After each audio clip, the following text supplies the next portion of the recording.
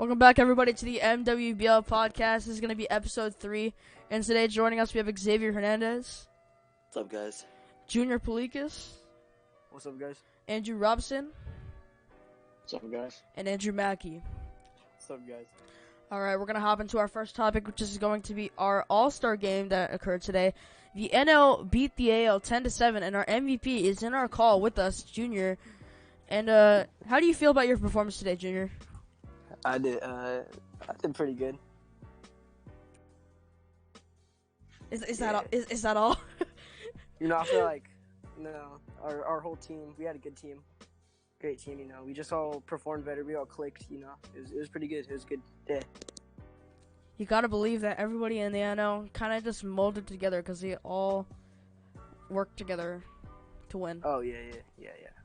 All right, Xavier, what do you think about the All-Star game today, and what do you think about the MVP, Junior Pelicas? Yeah, I think he was definitely an all-star snub if he wouldn't have been a sub. He's just a very underrated player, and I think that he could lead this Pounders team very far if they just stay consistent in their season.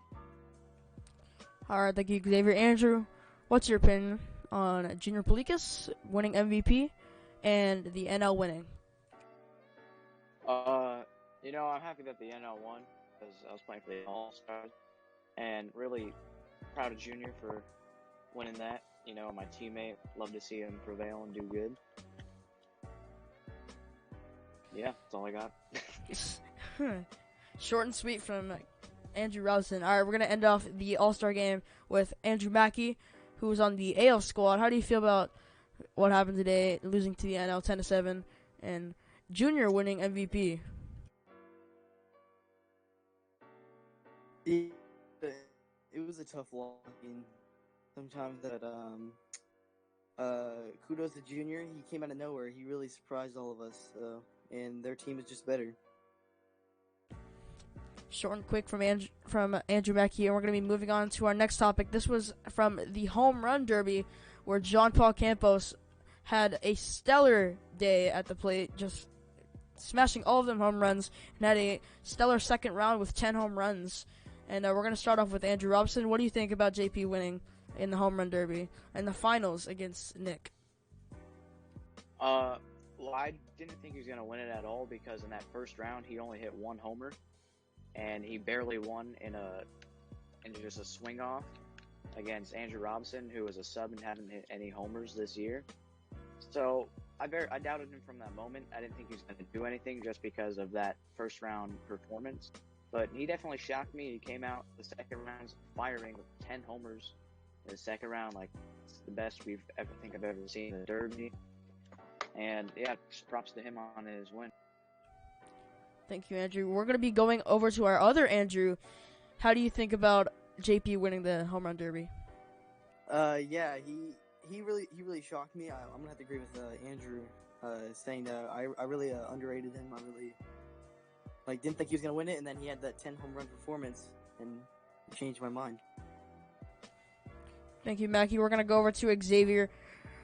What do you think strived JP to win and go as far as 10 home runs in one round? Yeah, he hit those 10 home runs against me, which was pretty tough because 10 home runs is obviously not easy to exceed, but he started off slow. I think a lot of people doubted him, but I still thought that he had it in him to just go off in that second round, and that's exactly what he did. And you just never know with JP. I mean, he's just a really good player all around. Thank you, Xavier. You gotta believe that JP is indeed a wild card in our league, and we're gonna end off the Home Run Derby with Junior. What do you think about JP's dub against Nick?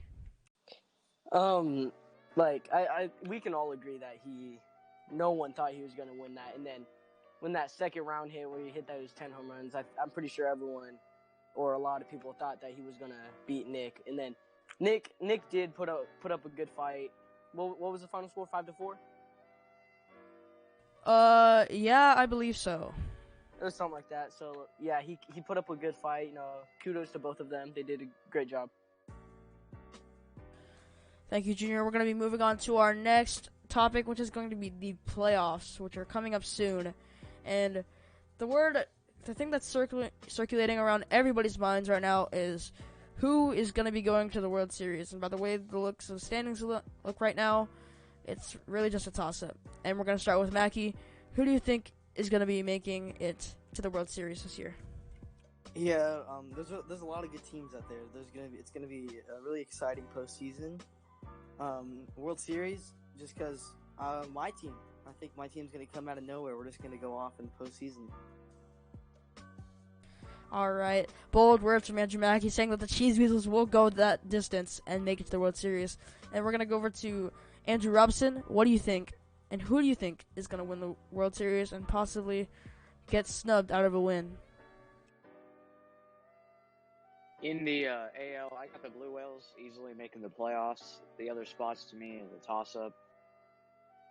Out in the NL, though, that's a different story. Everybody there is all tied at 2-2, so it could be anyone's game. We've seen the Pounders with a surge as of lately. They can make a good push into the playoffs and into the end of the season, and I think they have a good shot at getting there, but it's really a toss-up between the Pounders and Gators, in my opinion. Thank you, Andrew. We're going to go over to your Pounder brethren, Junior Pelicas. Who do you think is going to make it to the World Series? So, yeah, definitely the Blue Whales, but and then I'm also going to have to agree with Andrew Robinson with the Pounders and Gators. That would be a good matchup to see, but and then, I'm a Pounder, so I think that our team will win, and then, everyone's saying, oh, Blue Whales this, Blue Whales that, they're going to win the World Series or whatever. I feel like the Pounders can come back and win that. Bold statement from Junior saying that the Pounders are going to have a surge of a killing spree in the season, at the end of the season, and make it to the World Series. And we're going to end it off with Xavier Hernandez, who recently got traded to the Gators for Zenon Gare. Yeah, it's going to be really tough for, I think, every team in this league. I think the AL, I think a lot of people are counting the Cheese Weasels out already. Obviously, they haven't had Connor come much, but I think if he comes, he could be a huge factor in them making it to the World Series. But I'm still going to give it to the Blue Whales. However, I think the Weasels do give them a fight, though. And for the NL, like Andrew and Junior said, it's going to be a toss-up between the Gators and the Pounders. I think that Dinger, I think they're kind of now into a rebuilding stage, but I think in coming years they'll be back and a World Series contender, but it's definitely going to be tight between the Gators and the Pounders, but I think that if Xavier helps Nick on that second arm and just decreases his walk ratio, then I think that the Gators could be a World Series team. Thank you, Xavier. That's everybody, right? Yeah? Everybody good, or did I miss anything? Nope. All right.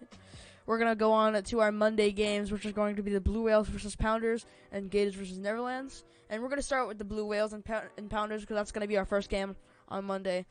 And you got to believe that it's underdog versus the beast known as the Blue Whales because they are 4-0 while the Pounders are staying at 2-2 just like everybody else in their league, which is the NL. And we're going to go over to Xavier. Who do you think is going to take this game away and possibly move their record up with one win? Yeah, so I think that Junior really proved a lot today at the plate and on the mound as well. So the Pounders are a surging team, and I think that they're going to beat these Whales actually by probably two runs. I think that the Whales I don't think it's more luck. I think it's just I think they just run out of gas in this game, and I'm going to give this one to the Pounders. Very bold statement from Xavier saying that the Pounders will increase their record to 3-2 and give the Blue Whales their first loss of the season. And we're going to go over to Andrew Maki. Who do you think is going to take this game away? Yeah, I'm going underdog. I'm going for the Pounders. I think they're going to come out. They're going to come out fighting right from the start, and they're going to get the job done. They're going to put the Whales to 4-1. Thank you, Maki. And since we have, actually all three of us, me, Andrew Robison, and Junior, are Pounders players, we're going to end it off with both of them at the same time. But we're going to start with Junior. Who do you think is going to take it away? So definitely I'm going to think Pounders are going to take it away. And, maybe this could be what the World Series is going to look like, us winning. It's always gonna seem like a sneak peek when you see the Blue Whales and Pounders play. You never know how that World Series can end up. So. All right, we're gonna go over to Andrew, the other Pounders player. Who do you think's gonna take it away, our squad or the Blue Whales? I think it's a toss up at this point. Teams have obviously really good. The Pounders, as of late, have really clicked together, and they're playing great team wiffle ball. But it might be a problem on the mound. Andrew Robison, not sure how much he's going to be able to pitch with a fractured right thumb. That is his throwing arm. So it might be tough for him moving forward. It might be tough for that team. But I count the Pounders out. So for that, I got the Pounders winning it. Pounders are always full of surprises. We're going to be going over to our Gators versus Netherlands game. And Gators at 2-2. And I'm pretty sure the Netherlands still have a loss. That's correct, right, Xavier? Yeah? Yeah. And the Netherlands having some new additions. Tristan Rio going back to the Netherlands. Araceli Rubio signing with the Netherlands, and I'm pretty sure they also have Jason, right, Xavier? No, it's just they decided to sign Araceli instead of Jason, so now it's just Tristan, Araceli, and Camden. All right. Now, most of the squad never really shows up, and you gotta believe that the Gators are looking for nobody to show up so they can get that free, easy win. But Araceli Rubio has confirmed that she will be showing up on Monday, so the Gators are gonna have to fight for their win. And we're gonna start off with Xavier, who just recently got traded to the Gators for Zenon. Yeah, obviously no game is easy. I think we're still gonna have to work. Nick did name me the starting pitcher, so I'm going to have to get back on the mound and forget that last game against the Pounders and just try to get back to my ways before that and get some strikeouts and get a win. Simple and easy from Xavier Hernandez. He thinks that the Gators will come out on top, and you got to believe it's so easy to be cocky like that when the Netherlands are 0-4. And we're going to go over to Andrew Maki. Who do you think is going to take it away between the Gators and the Netherlands? Yeah, I'm going to go Gators. Especially with the Netherlands, how they have new players, new team. They just don't have that team chemistry. They don't have that bond like the Gators do, so I'm going with the Gators. Majority of Gators so far, because you got to believe that Gators have so much chemistry between them already. You know, Nick and Jessica are quite the duo on the field, and losing Zenon, one of their best outfielders. He didn't really have an explosive bat, but he had some of the best fielding in the outfield that we've seen all season. So we're going to go over to you, Junior. Who do you think is going to take it away between the Gators and Netherlands? I definitely think that the Gators are going to take that win, but yeah, like the Netherlands got new players. You know, they don't have that chemistry like Maki said, so definitely the Pounders or Gators on this one. Everyone going Pounders, or not Pounders, sorry. Everybody's going Gators because you got to see that even by standings you can tell that the Gators are going to be the fan favorite, but you never know what new player Araceli Rubio is capable of. You never know if she can come out popping or come out as an upset. And we're going to end it off with, did I get everybody? Yeah, guys, or no? No, I still got to go. All right, I figured that. All right. All right, we're going to end off our show with our favorite boy, Andrew Robison. Who do you think is going to take it away between the Gators and Netherlands? Well, this is probably like, I don't even know. You probably could have skipped me, to be honest. I just have the Gators winning, just the Gators winning. It's hopeless for the Netherlands. Yeah, it's always just the Gators, man. Alright, guys, that's going to be the end of our show. I hope you guys all enjoyed this episode of the MWBL podcast. Make sure you guys hit that subscribe button, like our videos, share it with family and friends, tell them about MWBL, and follow us on Instagram at MWBL_wiffleball.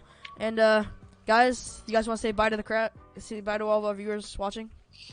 Goodbye, guys. See you next time. Yep. Oh, yeah, and thank you for Junior Pelicas and Andrew Maki for joining us today, along with Andrew and Xavier. And we're going to end it off, and we'll see you guys next time. See you.